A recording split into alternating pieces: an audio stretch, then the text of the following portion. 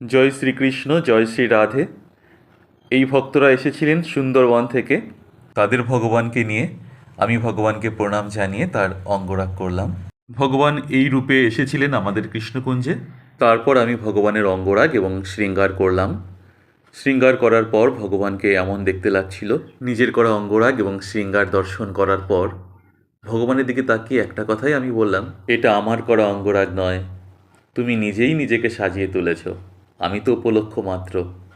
তোমাকে সাজানোর সাধ্য কি আর আমার আছে? হয়তো কোনো জন্মের সুকৃতির ফলে তোমার সেবা করার একটু সুযোগ তুমি আমায় দিয়েছ এ জন্মে। তারপর ভগবানকে তার বাবা মায়ের হাতে তুলে দিলাম। ছেলের অঙ্গরাগ দেখে কি বললেন তার বাবা মা? খুব ভালো লেগেছে, খুব সুন্দর হয়েছে।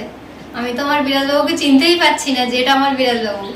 খুব সুন্দর লেগেছে। আমি আপনার ভিডিও দেখেছি, অনেকদিন থেকে ফলো করি বা দেখি, তো আমার খুব সুন্দর লেগেছে। আমি তো চিনতে পারিনি।